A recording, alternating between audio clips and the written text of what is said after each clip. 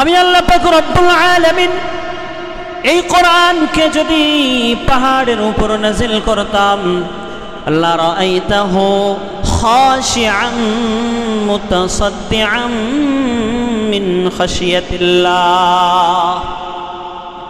হে দুনিয়ার মানুষেরা শুনে রাখো, আমি আল্লাহ পাক রব্বুল আলামিন যদি এই কোরআনকে পাহাড়ের উপর নাজিল করতাম, তাহলে পাহাড়টা কেমন তোমরা দেখতে পাইতা, কেমন তোলার ন্যায়। আমি আল্লাহর ভয়ে কিভাবে প্রকম্পিত হয়ে ফেটে চূর্ণ বিচূর্ণ হয়ে তোলার ন্যায় উড়তে থাকে। সুবহানাল্লাহ বলেন। কোরআন এত সহজ কিতাব নয়, এত হালকা কিতাব নয়। আল্লাহ পাক বলেন পাহাড় এত শক্তিশালী। আল্লাহ পাক রব্বুল আলামিন বলেন যেমন কোন বিল্ডিং অথবা কোন জিনিস ঠেকিয়ে রাখার জন্য, ঠেক দিয়ে রাখার জন্য যেমন পিলার কলম তৈরি করা হয়, কোন জিনিস যেমন আটকানোর জন্য পেরেক রাখা হয়, আল্লাহ পাক রব্বুল আলামিন বলেন এই দুনিয়াকে আমি আল্লাহ পাক রব্বুল আলামিন টিকায় রাখছি পাহাড়কে পেরেক স্বরূপ সৃষ্টি করে। বলেন সুবহানাল্লাহ। পাহাড় হলে পৃথিবীর পেরেক স্বরূপ, পৃথিবী দাঁড়ায় আছে পাহাড়ের উপরে। কথা কি বুঝে আসছে আমার? যেমন একটা বিল্ডিং তৈরি করতে গেলে বিভিন্ন কলম পিলারের তৈরি করার প্রয়োজন হয়, রড সিমেন্ট দ্বারা বালু দ্বারা শক্ত করা হয়।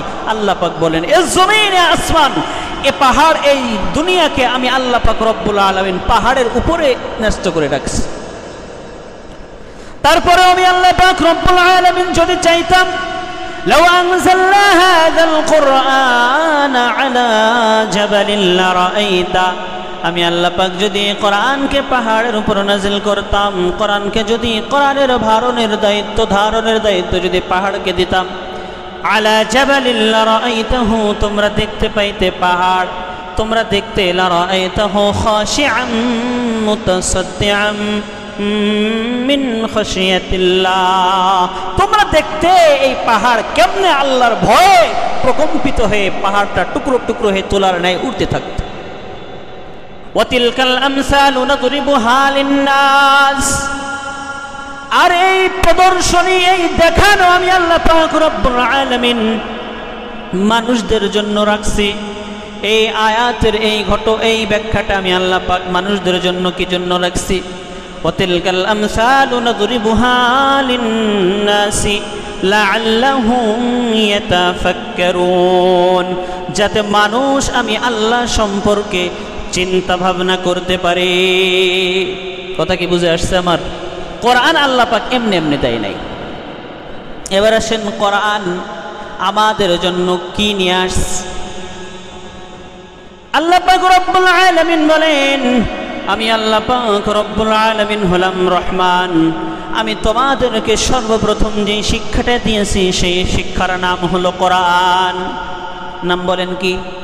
আল্লাহ পাক আমাদের সর্বপ্রথম কি শিক্ষা দিয়েছেন? কথা কয় না, কি শিক্ষা দিয়েছেন? কোরআন। আল্লাহ পাক রব্বুল আলামিন বলেন আর রহমান আল্লামাল কোরআন, আমি আল্লাহ পাক রব্বুল আলামিন রহমান, আমি তোমাদেরকে শিক্ষা দিয়েছি কোরআন। আল্লামাহুল বায়ান খলাকাল ইনসানা আল্লামাহুল বায়ান। আল্লাহ পাক আগে বলছেন আমি কোরআন শিক্ষা দিয়েছি, এরপরে বলছেন আমি মানুষ তৈরি করছি। কথা কি বুঝে আসছে? আল্লাহ পাক বলেন আমি আগেই বললাম তোমাদেরকে কোরআন শিক্ষা দিয়েছি। আল্লাহর নবী মুহাম্মদুর রাসূলুল্লাহ সাল্লাল্লাহু আলাইহি ওয়াসাল্লামের উপর যখন কোরআন নাজিল হয়, যেদিন সর্বপ্রথম কোরআন ওহী নিয়ে জিবরাইল আমিন আল্লাহর রাসূলের কাছে আসছে, ওই দিন জিবরাইল আমিন এসে বলে নাই মুহাম্মদ বলেন না কেমনে খাবার খাইতে হয়, এটা জিজ্ঞাসা করে নাই। বলে নাই মুহাম্মদ বলেন না দুনিয়ার মধ্যে কেমনে বিচরণ করতে হয়, এটাও বলে নাই। আল্লাহর রাসূলের কাছে জিবরিল আমিন আল্লাহর পক্ষ থেকে কোরআন নিয়ে এসে বলছে ইকরা, হে নবী আপনি পড়ুন। আল্লাহর রাসূল বলছেন আনা বিকারি, আমি পড়তে জানি না। আবার আল্লাহর রাসূলকে বলছেন ইকরা, হে নবী হে রাসূল আপনি পড়ুন। আল্লাহ রাসূল বলেন আমি পড়তে জানি না। জিবরিল আমিন আবার বলছেন হে নবী ইকরা, আপনি পড়ুন। আল্লাহ রাসূল বলছে আমি তো পড়তে জানি না। জিবরিল আমিন যখন বললেন ইকরা বিসমি রাব্বিকাল্লাযী খালাক, হে নবী আপনি পড়ুন ওই প্রভুর নামে যিনি আপনাকে সৃষ্টি করেছেন, বলুন সুবহানাল্লাহ। আল্লাহর নবী এবার পড়া শুরু করলেন, ইকরা বিসমি রাব্বিকাল্লাযী খালাক খালাকাল ইনসানা মিন আলাক ইকরা ওয়া রাব্বুকাল আকরামুল্লাযী আল্লামা বিল কলম আল্লামাল ইনসানা মা লাম ইয়ালাম। আল্লাহর রাসূল এক এক করে 5খানা আয়াত তেলাওয়াত করলেন, বলুন সুবহানাল্লাহ। আল্লাহ নবী বুঝাইতে চায়, আল্লাহ পাক রব্বুল আলামিন বুঝাইতে চায়, দুনিয়ায় যদি কেউ পড়তে চায় জানতে চায় তাহলে তার জানাটার শুরুটা যেন হয় রবের নামে। কার নামে? তার পড়ার শুরুটা, তার জানার শুরুটা হতে হবে রবের নামে। কারণ আল্লাহর নামে দিয়ে যেই পড়া শুরু হয়, যেই শিক্ষা শুরু হয়, ওই শিক্ষা দ্বারা কখনো মানুষ গুনাহের পথে অবিচল থাকতে পারে না। কতক্ষণ ঠিক কিনা? এজন্য ভাইয়েরা আমার, কোরআনের আজমত আর কোরআনের মহাব্বত আমাদের অন্তরে থাকাটা ওয়াজিব। কতক্ষণ ঠিক কিনা? যোগ শ্রেষ্ঠ আল্লাহর ওলি মহিউস সুন্নাহ আবরুল হক রাহমাতুল্লাহি আলাইহি বলেন, কোরআন আমাদের জন্য আমাদের কাছে 4টি হক পাই। কয়টি হক? কথার জবাব দিতে হবে, জিমাইলে হবে না। কয়টি হক পাই? 4টি হক। কোরআন আমাদের কাছে কয়টি হক পাই? 4টি হক।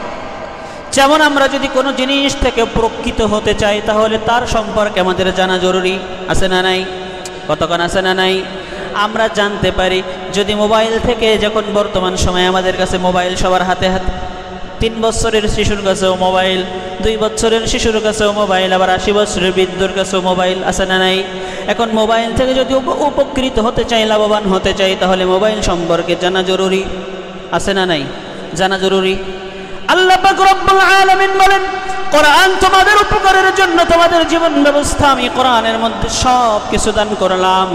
তবে যদি জানতে হয়, আল্লাহর ওলি বলেন কোরআন আমাদের কাছে 4টি হক পাই। কয়টি হক? 4টি হক পাই। 1 নম্বর, কোরআনকে ভালোবাসতে হবে। কি করতে হবে? 1 নম্বর, কোরআনকে ভালোবাসতে হবে। 2 নম্বর, কোরআনকে ইজ্জত করতে হবে। কি করতে হবে? ইজ্জত করতে হবে, সম্মান করতে হবে। 3 নম্বর, কোরআন পড়তে হবে সহিহ শুদ্ধভাবে। 4 নম্বর হক হলো কোরআনকে বুঝতে হবে। কোরআনে আল্লাহ পাক কোন জায়গায় কি বলেছেন এর অর্থ বুঝতে হবে। এই 4টার মধ্যে 3টা ফরজে আইন। 3টা কি? প্রথম 3টা ফরজে আইন, শেষেরটা ফরজে কিফায়া। আগে গত সপ্তাহে বলছিলাম, গত জুমায়, ফরজে আইন আর ফরজে কিফায়ার মধ্যে পার্থক্য বলে দিয়েছিলাম যে ফরজে আইন এটা আমাকে করতেই হবে, আমারটা অন্যজন করলে হবে না। কথা কি বুঝাইতে পারলাম? আমার কথা বুঝেন না? আমারটা আমাকে করতেই হবে। আমি নাপাক, আমি নাজাসাত অবস্থায় আছি, এখন আমাকে গোসল করে পরিষ্কার হতে হবে, এটা আমার উপর ফরজে আইন। আমি নামাজ পড়বো, আমার উপর নামার ফরজ, এটা আমার উপর ফরজে আইন। আমার নামাজ অন্যজন আদায় করলে হবে না। আর ফরজে কিফায়া কোনটা? সহজে বুঝলে বুঝবেন, ওই যে এলাকার মধ্যে জানাজার নামাজ হয়, সকলের আসা জরুরি না, তবে আসা উত্তম। কেউ যদি না আসে সবাই গুনাহগার, একজন আসলে সবার পক্ষ থেকে ফরজে কিফায়া আদায় হয়ে যাবে, গুনাহগার কেউ হবে না। কথা কি বুঝছেন আমার? তো 4টার মধ্যে 3টা হলো ফরজে আইন। 1 নম্বর, কোরআনকে ইজ্জত করা, এটা হলো ফরজে আইন। কোরআনকে ইজ্জত তোমাকে করতেই হবে। 2 নম্বর, কোরআনকে মহব্বত করা, কোরআনকে মহব্বত তোমাকে করতেই হবে তুমি যদি মুসলমান দাবি করে থাকো। 3 নম্বর হলো কোরআন তেলাওয়াত করতে পারা, সহিহ শুদ্ধভাবে কোরআন তেলাওয়াত করা, এটা প্রত্যেক মুসলমানের উপর ফরজ। কথা বুঝেন নাই? এমন বিষয়টা এমন না যে আমার ফ্যামিলিতে 10 জন সদস্য, একজন কোরআন তেলাওয়াত করতে পারলেই চলবে, বিষয়টা এমন না।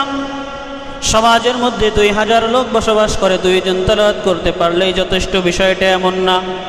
এটা জানাজার নামাজ নয় যে আমি গেলাম আর 10 ঘরের 10 জন আসলো না, ফরজ আদায় হয়ে গেল, বিষয়টা এমন না। আল্লাহ পাক রব্বুল আলামিন তোমাদের জন্য কোরআন পাঠাইছেন, আর এই কোরআন প্রত্যেকটা মুমিন মুসলমানের উপরে, নর নারীর উপরে আল্লাহ পাক রব্বুল আলামিন তেলাওয়াত করাটা ফরজ হিসেবে ধরে দিয়েছেন। বলেন সুবহানাল্লাহ। কথা কি বুঝছেন আমার? এখন বলবেন হুজুর সারা জীবন তো শেষ করে ফেললাম, একেবারে শেষ বয়সে এসে আর কোরআন কেমনে শিখে? আমাদের অবস্থা তো অবশ্যই এরকম। 100 জনের মধ্যে ধরে বেঁধে 5 জন কোরআন হয়তো বা সুন্দর করে পড়তে পারে, আর 95 জন পারে না। তাহলে আমাদের উপায় কি? আমাদের উপায় কি হবে? আল্লাহ পাক রব্বুল আলামিন বলেন, টেনশনের করে কারণ নেই। যদি তুমি কোরআন শিখতে না পারো, আল্লাহর রাসূল বলেন যে ব্যক্তি কোরআন পড়ে তার সংস্পর্শে থাকো। কথা কি বুঝে আসছে? মান ক্বারা আল কোরআন ফাস্তাযহারাহু ফাআহাল্লা হালালাহু ওয়া হারামা হারামা। আল্লাহর রাসূল বলেন যে ব্যক্তি কোরআন পড়েছে, কোরআন পড়লো, কোরআন পড়ার পর কোরআনে যেটাকে হালাল বলেছে হালাল জেনেছে, যেটাকে হারাম বলেছে সেটাকে হারাম মেনেছে, আর এই কোরআন থেকে উপকৃত হয়েছে, নিজে কোরআন পড়েছে। মান ক্বারা আল কোরআন ফাস্তাযহারাহু ফাআহাল্লা হালালা, হালালকে হালাল জেনেছে, ওয়া হারামা হারামাহু, হারামকে হারাম মেনেছে, ওয়া আদখালাহুল্লাহুল জান্নাহ, কিয়ামতের ময়দানে ওই হাফেজে কোরআন জান্নাতে প্রবেশ করবে। বলেন সুবহানাল্লাহ। আল্লাহ রাসূল বলেন শুধু এতটুকুই শেষ নয়, ওয়া শাফাআহু ফি আশরাতিন মিন আহলি বাইতি, ওই হাফেজে কোরআন যে কোরআন মুখস্থ করেছে, কোরআন পড়েছে, কোরআনে হালালকে হালাল জেনেছে, হারামকে হারাম মেনেছে, আর ওই হাফেজে কোরআন কিয়ামতের ময়দানে আল্লাহর জান্নাতে যাবে বিনা হিসাবে। কি হিসাবে? কতক্ষণ কি হিসাবে? আফসোসের বিষয়, আমাদের সমাজে হাজারো হাজারো হাজারো হাফেজে কোরআন ঘুরে বেড়ায়, এদের মধ্যে কোরআন বলতে কিছু নাই। অনেক হাফেজে কোরআন সারা জীবন হাফেজে কোরআন পড়েছে, 4 বছর 5 বছর ধরে হেফজ করেছে, হাফেজ হয়েছে, কিন্তু দুর্ভাগ্য কপাল পোড়া কেমন, এমন হাফেজে কোরআন আছে এলাকার মধ্যে সিগারেট টানে, আছে না নাই? কতক্ষণ আছে না নাই? এই ধরনের হাফেজে কোরআন না। আল্লাহ পাক বলেন কোরআন পড়েছে, মুখস্থ করেছে, হিফজ করেছে, হাফেজে কোরআন হয়েছে, আর হালালকে হালাল জেনেছে, হারামকে হারাম মেনেছে, সে নিজে জান্নাতে যাবে। শুধু এতটুকুই শেষ নয়, আল্লাহ পাক বলেন ওই হাফেজে কোরআন ওয়া শাফাআহু ফি আশরাতিন মিন আহলি বাইতি, 10 জনকে সুপারিশ করবে তার আহাল পরিবার পরিজনের মধ্যে। সুবহানাল্লাহ। কয়জন? কত কয় না কয়জন? এমন 10 জন। ওয়াশাফাআহু ফি আশরাতিন মিন আহলি বাইতি, এমন 10 জনকে সুপারিশ করবে। আল্লাহর রাসূল বলেন কুল্লুহুম ক্বাদ ওয়াজাবাত লাহুমুন নার, তার পরিবার পরিজন মহব্বতের মানুষ এমন 10 জন তাদেরকে সুপারিশ করবে যাদের উপর জাহান্নামের আযাব ওয়াজিব হয়ে গেছে। বলেন সুবহানাল্লাহ।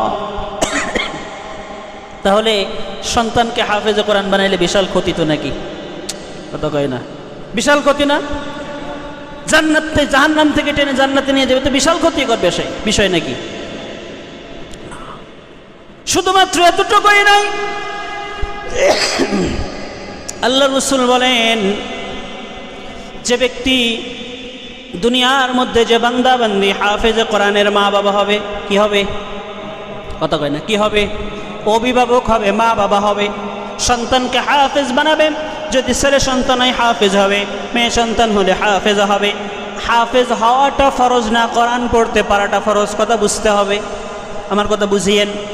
কোরআন পড়তে পারাটা ফরজ, হাফেজ হওয়াটা ফরজ না। তবে যদি কেউ হাফেজে কোরআন হয় আর ওই হাফেজে কোরআনের মা বাবাকে কিয়ামতের ময়দানে আল্লাহ পাক রব্বুল আলামিন তাজের টুপি, নূরের টুপি পরিধান করিয়া দিবে। বলেন সুবহানাল্লাহ। মুফাসসিরিন ইকরাম বলেন, আল্লাহর রাসূল বলেন এই তাজের টুপির আলো কেমন হবে জানো নাকি? যেমন কিনা সূর্যের আলো পৃথিবীতে যখন উদীয়মান হয় সারা বিশ্বময় আলোকিত করে দেয়, এই সূর্যের আলোর চাইতে ওই আলোর কিরণটা আরো বেশি হবে। বলেন সুবহানাল্লাহ। কথা কি বুঝে আসছে? কথা কি বুঝছেন? এই বিভিন্ন সময় দেখেন না, অনেক সময় বাচ্চাদের হাতে বিভিন্ন রকম ওই কি বলে ললিপপের সাথে কাটি দেয়, রাত্রিবেলা জ্বলে, জ্বলে না? রাত্রিবেলা একটু পিটপিট করে জ্বলে, ওই যে কি বলে জোনাকির মতো পিটপিট করে জ্বলতে থাকে। অনেকগুলো মানুষের মধ্যে ওইটা থাকলে দেখা যায় যে জ্বলতেছে। কিন্তু কিয়ামতের ময়দানে কোটি কোটি মানুষের মধ্যে যখন সবাই নিজের চিন্তায় বিভোর, এমন সময় দেখবে হাফেজে কোরআনের মা বাবার মাথার মধ্যে তাজ পরানো, মুকুট পরানো, আর তার আলো এত জোরে ছড়াইতেছে, এত দূরে যাইতেছে, সারা কিয়ামতের ময়দানের মানুষ দেখবে আর বলবে এ ব্যক্তি কারা রে? এরা কারা? এত সম্মান আল্লাহ পাক কি জন্য দিয়েছে? এদের উপরে কোনো আযাব নাই, কোনো গজব নাই, বরঞ্চ তাদের মাথায় সম্মানের তাজ আল্লাহ পাক পরিধান করাই দিল। এরা কারা? তখন এই কোটিপতি ডাক দিয়ে বলবে, এরা হলো ওই ভ্যানওয়ালা, যেই ভ্যানওয়ালা, যেই রিক্সাওয়ালা, যেই কৃষক নিজের সন্তানকে আল্লাহর কোরআনের হাফিজ বানাইছে, দুনিয়াতে বানাই রেখে আসছে। বলুন সুবহানাল্লাহ। কথা কি বুঝে আসছে আমার? কোটিপতি হওয়াটা সফলতা না, বরঞ্চ নিজে দিনের পরে চলতে পারা, নিজের সন্তানকে দিনের জন্য কবুল করতে পারা, এটাই বড় সফলতা। কথা কি বুঝছেন? হ্যাঁ, তাহলে আমি তো কোরআন পড়তে পারি না, আমার উপায় কি? ওই যে আল্লাহর বান্দা বললেন 4টা হক। 1 নম্বর, কোরআনকে ইজ্জত করা। কোরআন যেখানে পাবো সেখানে ইজ্জত, কোরআনওয়ালা যেখানে পাবো সেখানে তাকে সম্মান করব। কোরআনওয়ালাকে কখনো গালি দেওয়া যাবে? কতক্ষণ যাবে? যদি কেউ কোরআনওয়ালাকে গালি দেয়, কোরআনকে সম্মান করে, বুঝতে হবে বান্দার কপাল পুড়ে গেছে, ওর দ্বারা আর কখনো হেদায়েত সম্ভব। 2 নম্বর কাজ হলো কোরআনকে মহাব্বত করা, কোরআনওয়ালাকে মহাব্বত করা। কোরআনকে মহাব্বত করা কেমনে? সারাদিন শ্রম করেছি, শ্রম দিয়েছি, লোকের ক্ষেত খামারে শ্রম দিলাম, নিজের অফিস আদালত শেষ করলাম, সন্ধ্যাবেলায় বাড়িতে উপস্থিত, মাগরিবের নামাজ আদায় করে কোরআন শরীফটা মেলা পড়তে পারি আর না পারি, বের করে যদি বলি হাদা কালাম রব্বি, এটাই কি আমার রবের কিতাব, যদি মনে মনে বলি হাই রে, কোরআন যদি আজ পড়তে পারতাম তাহলে আল্লাহ পাক আমাকে কতই না ভালোবাসত। কোরআন পড়তে পারি না রবে, হ্যাঁ মালিক, নামাজ শেষ করে যাই, নামাজে বসে তোমার কোরআন খুলে তোমার কাছে হাত উঠাইলাম, আল্লাহ কোরআন পড়ার সুযোগ হয় নাই, পড়তে পারি না, যদি তুমি পারো মাফ করে দিও, কিন্তু তোমার কোরআনকে আমি বড় ভালোবাসি। আল্লাহর রাসূল বলেন, কোন বান্দা বান্দি যদি এইভাবে আল্লাহর কাছে ক্রন্দন করে, আল্লাহ পাক রব্বুল আলামিন ওই বান্দার জিন্দেগির সমস্ত গুনাহ খাতা মাফ করে দেবেন। বলুন সুবহানাল্লাহ। তাহলে কি বুঝছেন? আমি কোরআন পড়তে পারি না, করণীয় কি? করণীয় এইটা, কোরআনওয়ালা যেখানে দেখবো, মাদ্রাসার স্টুডেন্ট, ছাত্র যারা হাফেজ যেখানে পড়ে, এতিমখানায় পড়ে, দেখছি বাবা কেমন আছো, ভালো আছো, মাথায় হাত বোলাইয়া দিলেন, পারলে 10-20 টাকা হাতে দিলেন, যাও বাবা মিষ্টি খাও। এটা যদি করতে পারেন, কিয়ামতের ময়দানে আল্লাহ যদি কবুল করে, ওই সন্তান আপনাকে না নিয়ে জান্নাতে প্রবেশ করবে। কথা কি বুঝে আসছে আমার? 3 নম্বর হক হলো কোরআন তেলাওয়াত করতে। 3 নম্বর হক হলো, কি বললাম? 1 কোরআনকে ইজ্জত করা, 2 কোরআনকে ভালোবাসা, 3 কোরআনকে পড়তে পারা। 4 নম্বর হক, সেটা হলো কোরআন বুঝতে পারা, কোরআন বুঝে পড়া। তাহলে 3 নম্বর হক আমার হলো আমি কোরআন পড়তে পারবো, এটা আমার উপর ফরজ। আর কোরআন বুঝা, যদি সমাজের মধ্যে 100 জন মানুষ বসবাস করে, তার মধ্যে 2 জন কোরআন বুঝে, ওই বুঝনেওয়ালা 2 জনের কাছে কোরআন শিখতে যাওয়া, এটা আমার উপরও দায়িত্ব। কথা কি বুঝে আসছে? কোরআন সবাই পড়তে পারে না, সবাই পড়তে পারলেও সবাই কোরআন বুঝে না। বুঝে কে? ওই এলাকার যে আলেম। কতক্ষণ ঠিক কিনা? কোরআন বুঝে কে? ওই এলাকার যে আলেম। তবে শুধুমাত্র কোরআন বুঝে পড়লে, শুধুমাত্র কোরআন দিয়ে কখনো হেদায়েত আশা করা যাবে? কোরআন বুঝতে হলে আগে আপনাকে হাদিস জানতে হবে। কি জানতে হবে? কতক্ষণ কি জানতে হবে? হাদিস। শুধুমাত্র কোরআন দিয়ে যদি কেউ আমল করতে চাই, গোমরা হয়ে যাবে। কি হয়ে যাবে? কতক্ষণ কি হয়ে যাবে? গোমরা হয়ে যাবে, পথভ্রষ্ট হয়ে যাবে। কেউ যদি শুধু কোরআন মেনে পড়তে চাই, হাদিসের প্রয়োজন নাই। একদল আছে তো সমাজে, আহলে কোরআন, বলে কি কোরআন ছাড়া আর কিছু দরকার নাই, শুধু কোরআন পড়লেই হবে। না না, কোরআন বুঝতে হলে হাদিস প্রয়োজন। হাদিস ছাড়া কোরআনের অর্থ কেউ বুঝতে সক্ষম হবে? আল্লাহ পাক কোরআনের কথাই বলছেন, জোহরের 4 রাকাত নামাজ পড়ো। আপনি কোথায় পাইলেন? আপনি তো হাদিস শুনবেন না, হাদিস মানবেনও না। জোহরে যে 4 রাকাত নামাজ আপনি পাইলেন কোথায়? তাহলে আমার জন্য করণীয়, যদি কোরআন বুঝতে হয় তাহলে হাদিস জানতে হবে। আমি যেহেতু অক্ষম, আমার দ্বারা সম্ভব না, তাহলে যে সক্ষম তার কাছে আমার যেতে হবে। এটাই আমার জন্য হক। কোরআন বুঝা আমার জন্য হক। আমি বুঝতে পারছি না, যে বুঝে তার কাছে যাওয়া আমার জন্য দায়িত্ব। যদি না যেতে পারি, আল্লাহর কাঠগড়ায় দাঁড়াতে হবে কি হবে না? কতক্ষণ দাঁড়াতে হবে কি হবে না? এখন বলেন, কোরআনের সাথে মহাব্বত রাখতে হবে নাকি কোরআন থেকে দূরে সরতে হবে? জোরে বলেন। কোরআনের সাথে মহাব্বত রাখতে হবে যদি মুসলমান দাবি করি। আর যদি বলি যে না, আমার কোনো দরকার নাই, আর যেটা হবে দেখা যাবে, কিয়ামতের ময়দানে বুঝবো, তাহলে আপনার মতো মুমিন মুসলমান দাবি করার কোনো অধিকার নাই। এখন আসেন, কোরআনকে মহাব্বত করতে হলে, কোরআনকে ভালোবাসতে হলে কোরআনওয়ালাদের সোহবত লাগবে কি লাগবে না? কতক্ষণ কোরআনওয়ালাদের সোহবত লাগবে কি লাগবে না? কোরআনের মহাব্বত কেমনে করতে হবে, আর করলে কি লাভ, করবই বা কেন? ছোট্ট একটা ঘটনা বলি, বহু আগের ঘটনা। দিল্লির এক মাদ্রাসার এলাকার এক ছোট একটা মাদ্রাসায় বহু আগে, আজ থেকে 400-500 বছর আগের কথা, ওই এলাকার মধ্যে একটা মাদ্রাসা আছে। এলাকার মধ্যে মাদ্রাসায়, এখনকার সময়ে মাদ্রাসায় টাকা দিয়ে পড়াশোনা করতে হয়, হয় কি হয় না? অনেক জায়গা আছে না, টাকা দিলে খাবার দাবার কিনে বোর্ডিং থেকে বা ওই মাদ্রাসার লিল্লা ফান্ড থেকে বা মাসিক বেতন দিতে হয়। ওই সময় এটা ছিল না, কারণ ওই সময় এত উন্নত অবস্থা ছিল না, অতএব খরচও ছিল না। একটা ঝুপড়ি বানাইছে, ওর মধ্যে কিছু ছাত্র নিয়ে একজন আলেম পড়াইতেছে, একজন হাফেজ পড়াইতেছে। তবে পড়ার খরচটা নিজের বহন করতে হবে। কি? কারেন্টের ব্যবস্থা নাই, বিদ্যুতের ব্যবস্থা নাই। ওই সময় চলতো ওই যে হারিকেন, ল্যাম্পো, বিভিন্ন সময় ছিল না, আগে আমরা ছোটোবেলায় দেখছি হারিকেন, ল্যাম্পো, এগুলায় তেল ভরতে হবে, তেল ভরার টাকাটা দিতে হবে মাস গেলে, বা তেল ভরে নিজে নিজে পড়তে হবে। এলাকার মধ্যে একজন দিন মজুর, নিজের একটা ছোট্ট সন্তান, 3-4-5 বছর বয়স, এমন অবস্থায় সন্তানটা রেখে মারা গেছে। মা চিন্তা করেছে সন্তানটাকে হাফেজে কোরআন বানাবে, কারণ আলেমদের মুখ থেকে শুনেছে যদি কোরআনটা দুনিয়ার মধ্যে হাফেজে কোরআন হয়, আল্লাহ রসুল বলেছে ওই কোরআন নিজে জান্নাতে যাবে তো যাবেই, তার আহাল পরিবারের মধ্য থেকে 10 জনকে জান্নাতে নিবে। মা চিন্তা করতেছে, ওর বাবারও চিন্তা ভাবনা ছিল তাকে কোরআনের হাফেজ বানাইবে। যদি আমার সন্তানটা কোরআনের হাফেজ হতে পারে, তাহলে আমার বাবা, আমার স্বামী এবং আমি, তার মা এবং বাবা উভয়ে জান্নাতে যেতে পারবো, আশা করা যায়। কতক্ষণ ঠিক কিনা? এখন চিন্তা করেন, মিন আহলি বাইতিহি, আল্লাহ রসুল বলছেন তার ঘরের লোকজন, আত্মীয় স্বজন, কাছের লোকজন, এদের থেকে 10 জনকে সুপারিশ করবে। এখন যদি আপনি দেখেন আপনারা মা বাবা বিপদে পড়ছে, সাথে আরো 5 জন আছে, আরো 10 জন আছে, আপনি কাকে আগে সহযোগিতা করবেন? কথা কয় না, কাকে আগে সহযোগিতা করবেন? নিজে চিন্তা করবে আমি তো বেঁচেই গেলাম, সাথে সাথে আমার মা বাবাকে আমি একটু টেনেও পারে উঠাইনি। এজন্য চিন্তা করেছে সন্তানকে হাফেজ বানাবে। এলাকার মাদ্রাসার হুজুরের কাছে গেছে, উস্তাদজি আমার সন্তানকে কোরআনের হাফেজ বানাইতে চাই, একটু সহযোগিতা করেন, আমি গরিব মানুষ। উস্তাদজি বলে আমার কিছু করার নাই, আমি পড়াইতে পারবো, তবে পড়ার জন্য রাত্রিবেলা আলোর প্রয়োজন হয়, হারিকেন জ্বালাইতে হয়, কেরাসিন তেলের প্রয়োজন। এই কেরাসিন তেল তুমি প্রতিদিন ম্যানেজ করে দেবা, মাসকে মাস তুমি ম্যানেজ করে দেবা, প্রতিদিনের তো তোমার দায়িত্ব। আমি হাফেজ, আমি আলেম, আমি চেষ্টা করব পড়াই তাকে হাফেজ বানানোর জন্য। মা ছোট্ট সন্তানকে 6-7 বছর বয়স বাচ্চাকে মাদ্রাসায় রেখে আসছে। প্রতিদিন লোকের বাড়ি কাজ করে, 2-1 পয়সা যেটা হয় ওইটা দিয়ে তেল কিনে সন্ধ্যার সময় সন্তানকে দিয়ে আসে, তুই কোরআন পড়। 2-1 বছর যাইতে যাইতে সন্তানের মাটা অসুস্থ হয়ে মারা গেছে।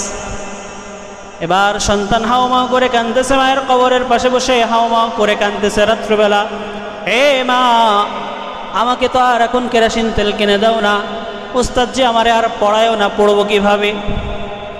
তুমি তো চেয়েছিলে আমি কোরআনের হাফেজ হই, কিন্তু কিভাবে হব? আমি তো আর কোরআনের হাফেজ একা একা হইতে পারবো না, উস্তাদের প্রয়োজন আছে, কোরআন পড়ার প্রয়োজন আছে, পড়তে গেলে আমার কেরাসিন তেলের প্রয়োজন, কিন্তু আমার কাছে পয়সা নাই, আমাকে উস্তাদজি আর পড়ায় না। এমন সময় রাস্তা দিয়ে একটা বখাটে ছেলে যায়, এলাকার সবাই তাকে ঘৃণা করে। কেন? বিভিন্ন সময় মদ পান করে মানুষের উপরে জুলুম করে, অত্যাচার করে। ওই সন্তান রাস্তার পাশ দিয়ে হেঁটে যায়, দেখে জঙ্গলের মধ্য থেকে কান্নার আওয়াজ এসে হাউ মাউ করে কাঁদতেছে বাচ্চা ছেলে। এমন অবস্থায়, নেশাগ্রস্ত অবস্থায় তার মাথার মধ্যে আল্লাহ পাক রব্বুল আলামিন কি জানি ভুটকায় দিস। ডাক দিয়ে বলে, ভাই এদিকে আসো, তুমি কেন কান্না করো, বলো না কি হয়েছে তোমার? বলে, ভাই জান আমার মা এবং বাবা এখানে 2 জন শায়িত, আমি একজন মাদ্রাসার স্টুডেন্ট, আমি মাদ্রাসায় পড়াশোনা করি। আমার বাবা, আমার যখন একেবারে ছোট্ট অবস্থায় আমার বাবা দুনিয়া থেকে বিদায় হয়ে গেছে, আমার মা আমার তেল খরচ দিয়ে উস্তাদজির কাছে রেখে আসছে আমি হাফেজ হব, কিন্তু আজকে আমার মাও মারা গেল, আমি আজকে থেকে আর হাফেজই পড়তে পারবো না, কোরআন পড়তে পারবো না। ওই মদ্যপান ছেলে চিন্তা করলাম, আরে সারাটা জীবন তো আমি মদ খাইতে খাইতে হাজার কোটি কোটি টাকা নষ্ট করলাম, হাজার লক্ষ লক্ষ টাকা নষ্ট করলাম। এই টাকা নষ্ট না করে যদি একটা কোরআনের হাফেজের কাজে লাগে কতই না ভালো হয়। মনের মধ্যে জাগছে, আল্লাহ পাক ওর হেদায়েত রাখছে ওখানে। চিন্তা ভাবনা করে বলছে, ভাই ঠিক আছে চলো আমার সাথে। যাওয়ার পর এলাকার মধ্যে দোকানে গিয়ে, রাত্রিবেলা অনেক রাত হয়ে গেছে, দোকানে গিয়ে আগে কড়া নাড়তেছে, দোকানদার দোকান খোলো। ওই দোকানদারও ভয় পাইতেছে, ওই ব্যবসায়ী ভয় পাইতেছে, রে এ তো মদ খোর, বিভিন্ন সময় মানুষের উপরে জুলুম করে, এ তো আমার কাছ থেকে এখন যা পাবে সব নিয়ে নেবে, খোলে না। বলে ভাই খোলো, তোমার উপরে কোনো সমস্যা না, আমি তোমার উপরে জুলুম করব না। খোলার সাথে সাথে বলে কেরাসিন আছে নাকি? বলে হ্যাঁ আছে। বলে দাও না এক টিন পুরো 1 ব্যারেল কেরাসিন তেল নিয়ে নিজের মাথায় করে নিয়ে যাবে। যখন মাথায় নেবে বলছে ভাই আপনারা নেওয়া লাগবে না, আমি আপনার বাসায় পৌঁছে দেই। দোকানদার বলতেছে কি ভাই আপনার নেওয়া লাগবে না, আমি বাড়িতে পৌঁছে দিচ্ছি। মানে ওই যে জানে এ তো প্রভাবশালী, এ তো আমার মারবে। বলে না, বলো আগে বলো তোমার এই কেরাসিনের দাম কত হয়েছে। কি বলে? কেরাসিনের দাম কত হয়েছে, তোমার এই 1 টিন তেলের দাম কত? এখন দোকানি মনে করতেছে হয়তোবা নেশার ঘরে আছে, এই জন্য বলতেছে টাকা পয়সা নেওয়া যাবে না, কালকে এসে আবার মাত দিবে। বলে না ভাই টাকা লাগবে না, আপনি নিয়ে যান, আপনি তো আমাদের বড় ভাই। বলে না না, আমি টাকা ছাড়া এটা নিতে পারবো না, বলো না তোমার এর দাম কত। দোকানি বলছে এত টাকা। টাকাটা দিয়ে আল্লাহর বান্দা ঘাড়ে করে কেরাসিন তেল নিয়ে গিয়ে ওই বাচ্চাকে বলতেছে ভাই এই যে আমি তোমাকে দিয়ে গেলাম, এই তেল শেষ হবে, তুমি আমাকে আবার ওখানে গিয়ে পাইবা, অমুক জায়গায় গিয়ে আমাকে খুঁজবা, আমি তোমার আবার তেল কেনার টাকা আমি আবার তোমাকে দিয়ে দিব। কথা বুঝেন নাই? এই এক টিন তেল শেষ হলে আবার আমার কাছে যাইবা, আমি তোমার কোরআনের পড়ার জন্য যেই তেল প্রয়োজন আমি এটা আবার আমার তোমাকে দিয়ে দেব, কিন্তু শর্ত হলো তুমি কাউকে বলতে পারবা না যে এই তেল আমি তোমাকে কিনে দিয়েছি। সুবহানাল্লাহ। একথা বলে আল্লাহর বান্দা ওখান থেকে বিদায় নিয়ে চলে গেছে। যাওয়ার পর রাত্রিবেলা ঘুমের মধ্যে দুনিয়া থেকে বিদায় হয়ে গেছে। আল্লাহর বান্দা যখন দুনিয়া থেকে বিদায় হয়ে গেছে, দুনিয়ার ওই সমাজের লোকজন বলতেছে সারা জীবন জ্বালাইছো, তোর জানাজা আমরা দিব না, দাফন কাফন করাইব না, সমাজের মধ্যে তোকে রাখা যাবে না। সিদ্ধান্ত করে এলাকার লোকজন কেউ দাফন করে না, জঙ্গলে এমনি ফেলে আসছে। আল্লাহ পাক রব্বুল আলামিন রাত্রিবেলা 1 দিন 2 দিন 3 দিন পার হওয়ার পর ওই মাদ্রাসার যিনি বড় হুজুর ছিল, বড় আল্লাহওয়ালা ছিলেন, ঘুমের মধ্যে স্বপ্ন দেখে বান্দা তোমরা যাকে মদখোর জেনাখারি বলে জঙ্গলে ফেলে আসছো, ওই বান্দা আমি আল্লাহর কাছে বড় প্রিয়। সুবহানাল্লাহ। অতএব তোমরা তাকে জঙ্গলে ফেলে রাখো না, বরঞ্চ তোমরা তাকে দাফন কাফনের ব্যবস্থা করো। বড় হুজুর রাত্রেবেলা ঘুম ভেঙে আর একজন পাশের উস্তাদকে ডাক দিছে, ভাই আমি এটা স্বপ্ন দেখছি, চলেন না দেখি আসলেই জঙ্গলে কোনো লাশ পড়ে আছে কিনা। গিয়ে দেখে হ্যাঁ ওখানে জঙ্গলে একটা লাশ পড়ে আছে, ওই ছেলে যেটাকে সবাই ঘৃণা করে, এলাকার মানুষ সবাই নিন্দা করে, বলে তো বড় খারাপ মানুষ, আল্লাহ পাক এমন স্বপ্ন আমাকে কেন দেখাইলো। আল্লাহর বান্দা চিন্তা করলো, আল্লাহ পাক যেহেতু স্বপ্নে দেখাইছে, আলেম মানুষ স্বপ্নে যেহেতু দেখছি, এর জানাজা করার দায়িত্ব আমার। সাথে করে নিয়ে আসছে, মাদ্রাসা ময়দানে নিয়ে এসে জানাজা করবে। এলাকার লোকজনদেরকে ডাক দিছে, কিছু মানুষ আসছে, কেউ আসে কেউ আসে না। আলেম মানুষ ডাকছে, কেউ আসে কেউ আসে না। ওর মধ্যে ওই সন্তান ছোট্ট বাচ্চাটা যখন দেখলো, যখন ধোয়ানো হয়ে গেছে, কাফন করে মুখটা খোলা রাখছে, এমন সময় সন্তানটা দেখলো ওই যে ভাই, যেই ভাইটার 2-3 দিন আগে আমাকে কেরাসিন কিনে দিয়েছিল। এবার ওই বাচ্চাটা এক কোনায় গিয়ে হাওমাও করে কাঁদতেছে। বড় হুজুর ডাক দিয়ে বলে, কান্না করে কে, এদিকে আসো। কি জন্য কান্না করো? তোমার ভাই হয় নাকি, তোমার আত্মীয় স্বজন কেউ হয় নাকি? বলে না কেউ না। বলে তাহলে কান্না করো কেন? তোমার সাথে কি সম্পর্ক? বলে আমার সাথে কোনো সম্পর্ক নাই, আমি কান্না করি এই জন্য আমার মাও নাই বাবাও নাই, আমি একজন এতিম, আমি কোরআন শেখার জন্য আসছি। আমার যখন তেল ফুরাই গেছিল আমি কান্না করেছি, আমার এই ভাই আমাকে 1 টিন তেল কিনে দিয়েছিল 3 দিন আগে, আজ 3 দিনের মাথায় আমার ভাই মারা গেল। আজ যদি আমার টিনের তেল ফুরায় যায়, উস্তাদজি আপনি তো আমাকে আর পড়াইবেন না, আমি আর কোরআন পড়তে পারবো না, তাহলে আমার কি উপায় হবে? আল্লাহর বান্দা চিন্তা করে আলেম বলে, এই দুনিয়ার লোকেরা শুনে রাখো, সমাজের মানুষেরা, তোমরা যদি কেউ একে দাফন নাও করো, আমি উস্তাদজি একা নিজে দাফন করে একা একাই কবরে নামিয়ে দিয়ে আসবে। বলুন সুবহানাল্লাহ। আর বলে বান্দা ওই ছোট্ট বাচ্চাকে বলে, আজ থেকে তুই আমার কাছে পড়বি, কোনো তেলের প্রয়োজন নাই, যা দরকার আমি সব দিব, কারণ আল্লাহ পাক তোর বদৌলতে একজন জাহান্নামীকে জান্নাতি করেছে। বলুন সুবহানাল্লাহ। কথা কি বুঝে আসছে? এজন্য মাদ্রাসার ছাত্রদেরকে দেখলে নাক ছিটকায়েন না, দূর করে ছাই করে তাড়িয়ে দেন না। হতে পারে আপনার এতটুকু মহব্বত, এতটুকু ভালোবাসা কিয়ামতের ময়দানে আপনার নাজাতের উসিলা। কথা কি বুঝাইতে পারলাম? কথা কি বুঝছেন? অতএব কোরআন আল্লাহ পাকের প্রদত্ত একটা নিয়ামত। আপনি যদি পড়তে না পারেন, বুঝতে না পারেন, যারা বুঝে, যারা পড়তে পারে, এদের সহযোগী হয়ে যান, এর সাথে থেকে যান, এদের সাথে থেকে যান।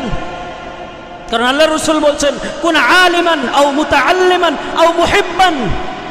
আলেম হতে পারো, যদি ছাত্র আলেম হতে পারো তো আলেম হয়ে যাও, না পারো আলেমের ছাত্র হয়ে যাও। যদিও না পারো আও মুহিব্বান, তাহলে তাদের মহাব্বতের লোক হয়ে যাও। তাও যদি না পারো আও মুত্তাবিআন, তাহলে তাদেরকে কি বলে ইত্তেবা করো, অনুসরণ করো। ফালা তাকুন খামিস, 5 নম্বর হয়েও না, এই 4টার মধ্যে থাকো। 5 নম্বর কি? কোরআন বিদ্বেষী হয় না, আলেম বিদ্বেষী হয় না, দ্বীন বিদ্বেষী হয় না। ফালা তাকুন খামিস, যদি 5 নম্বর হও ফাতুহলিক, তুমি ধ্বংস হয়ে যাও। কথা কি বুঝে আসছে আমার? এজন্য আল্লাহ পাক রব্বুল আলামিন আমাদের সকলকে কোরআনের আজমত এবং বড়ত্ব বোঝার তৌফিক দান করুক। সকলে বলি আমিন।